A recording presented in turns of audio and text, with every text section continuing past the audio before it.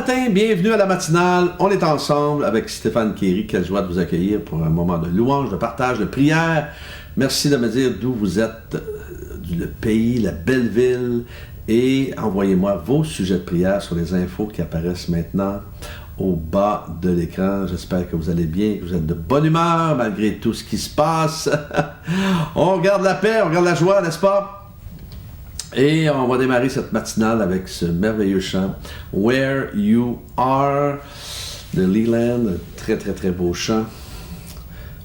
On y va ensemble.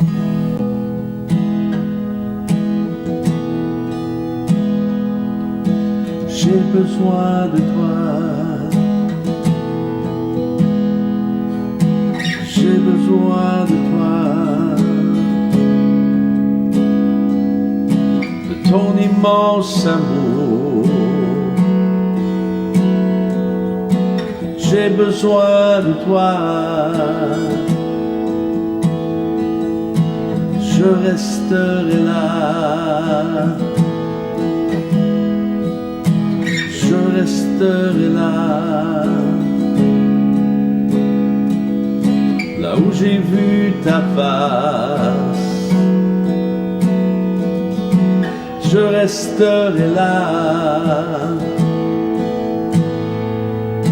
Je veux être plus près de toi. Je veux rester près de ton cœur. Rien n'égale ton amour. Rien n'égale ton amour. Je veux être plus près de toi. Je veux rester près de ton cœur. Rien n'égale ton amour. Rien n'égale ton amour. Tu es saint, saint, saint. Tu es saint, saint, saint. Tu es saint, saint, saint. Jésus, je t'aime. Jésus, je t'aime. Tu es merveilleux. Tu es merveilleux. Tu es merveilleux. Jésus, je t'aime. Jésus, je t'aime. Je veux être plus près de toi. Je veux rester près de ton cœur. Rien n'égale ton amour. Rien n'égale ton amour.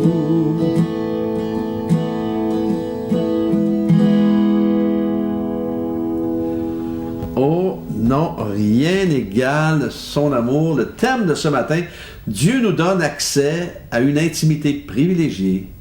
Avec lui, on va lire dans le psaume 25, un long texte ce matin, tout le psaume 25 d'ailleurs, 1 à 22. Alors on y va ensemble, psaume de David. Éternel, je me tourne vers toi, mon Dieu, en toi je me confie. Que je ne sois pas couvert de honte, que mes ennemis ne se réjouissent pas à mon sujet. Aucun de ceux qui espèrent en toi ne sera couvert de honte, mais la honte est pour ceux qui sont infidèles sans raison. Éternel, fais-moi connaître tes voies, enseigne-moi tes sentiers, conduis-moi dans ta vérité et instruis-moi, car tu es le Dieu de mon salut, car je m'attends à toi chaque jour. Éternel, souviens-toi de ta compassion et de ta bonté, car elles sont éternelles. Ne te souviens pas des fautes de ma jeunesse, de mes péchés. Souviens-toi de moi en fonction de ton amour, à cause de ta bonté éternelle. L'Éternel est bon et droit. C'est pourquoi il montre aux pécheurs la voie à suivre. Il conduit les humbles dans la justice. Il leur enseigne sa voie.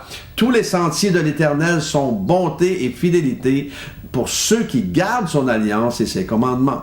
C'est à cause de ton nom, Éternel, que tu pardonneras ma faute, car elle est grande.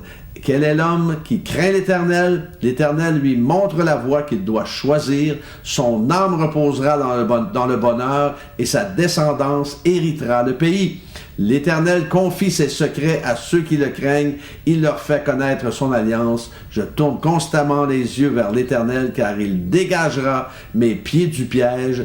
Regarde-moi, aie pitié de moi, car je suis abandonné et malheureux. Les angoisses de mon cœur augmentent. Délivre-moi de ma détresse. Vois ma misère et ma peine et pardonne tous mes péchés. Vois combien mes ennemis sont nombreux et de quelle haine violente ils me poursuivent. Garde mon âme et sauve-moi, que je ne sois pas couvert de honte, car je cherche refuge auprès de toi. Que l'intégrité et la droiture me protègent, car je mets mon espérance en toi. Ô Dieu, délivre Israël de toutes ses détresses. Long texte, mais bon texte. Le contexte du psaume 25 est un psaume, on a remarqué dans la lecture, c'est un psaume de détresse de la part de David qui élevait son âme et ne voulait pas avoir honte de Dieu. Et il s'écrit au verset 2 que mes ennemis ne triomphent pas de moi. Parfois, vous savez, nous pouvons avoir l'impression que le Seigneur tarde à venir, tarde à intervenir, tarde à s'impliquer, mais sa fidélité, croyez-le, dure à toujours. David était un homme, il faut comprendre, là, David était un homme détesté de quand même certaines personnes, sinon plusieurs, mais il savait que Dieu contrôlait sa destinée. De nombreux spécialistes pensent que le psaume 25 a été écrit par David bien plus tard dans sa vie, lorsque son fils Absalom a organisé une rébellion contre son père. Le psaume 25 n'est pas écrit dans un style dramatique ou émotionnel, mais dans un style qui reflète une foi mature en un Père céleste. Quelqu'un a dit, lorsque nous craignons Dieu, il nous enseigne dans les sentiers de la justice. Lorsque nous craignons Dieu. Ou lorsque nous avons un saint respect pour Dieu. Où en êtes-vous avec votre intimité avec le Seigneur? Je vous pose la question ce matin. Où en êtes-vous? Ce texte-là est très, très fort et important à saisir ce matin, car il nous offre de se révéler à nous d'une façon particulière. Comprenons que lorsque nous parlons de crainte, on ne parle pas de vivre notre vie chrétienne en tremblant, mais, comme je l'ai mentionné, avec respect devant sa magnificence et pour qui il est. Et c'est toute une relation qu'il nous propose ici. Et cette relation est accessible pour tous. Il faut juste la saisir et lui donner accès à notre cœur. Vous savez, David n'a pas seulement affirmer sa confiance en Dieu, il a aussi demandé à Dieu de lui enseigner ses voies, comme il le dit au verset 4 et 5. « Fais-moi connaître tes voies, Seigneur. Enseigne-moi tes sentiers. Conduis-moi dans ta vérité. Enseigne-moi, car tu es le Dieu de mon salut. C'est toi que j'attends tout le jour. » Alors, David a supplié Dieu de lui enseigner la vérité, de lui enseigner sa vérité.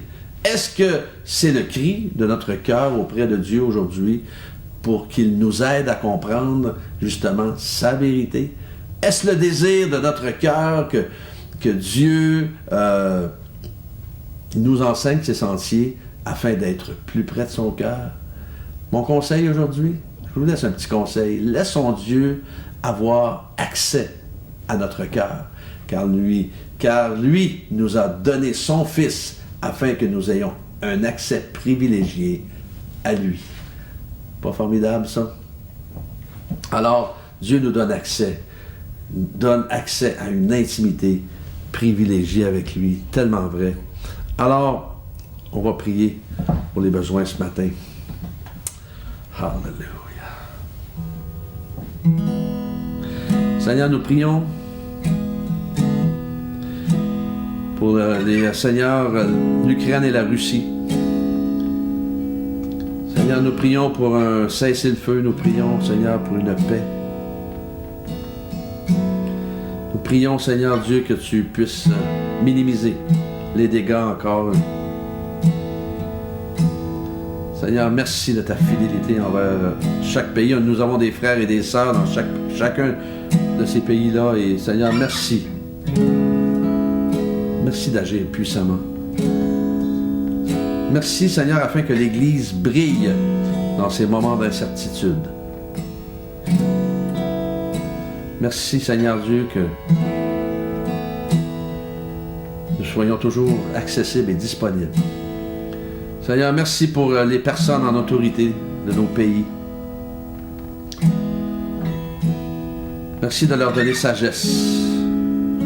Merci de leur donner discernement, intelligence, pour prendre les bonnes décisions, faire les bons choix. Seigneur, merci pour nos personnes qui travaillent dans le milieu de la santé, de les fortifier, de les bénir, de les garder. Merci, Seigneur, de poser ta main sur chaque médecin, infirmière, infirmier, aide-soignant, soignante. Seigneur, merci pour nos ambulanciers. Merci, Seigneur, de faire une œuvre extraordinaire à travers eux. Merci pour ce jour que tu as créé. Merci pour ta fidélité. Merci de conduire nos pas aujourd'hui, Seigneur, afin que nous puissions guider des gens dans une intimité avec toi, Seigneur. Alléluia.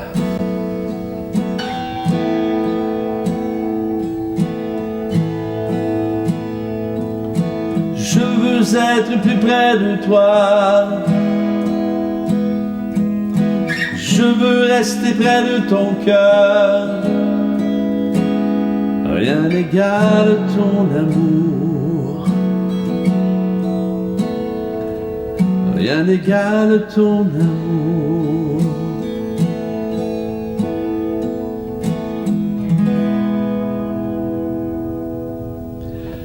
Rien n'égale à son amour. Que Dieu vous bénisse, que Dieu vous accompagne tout au long de cette journée. Soyez comblés. Demain matin, Dieu voulant, on est ensemble.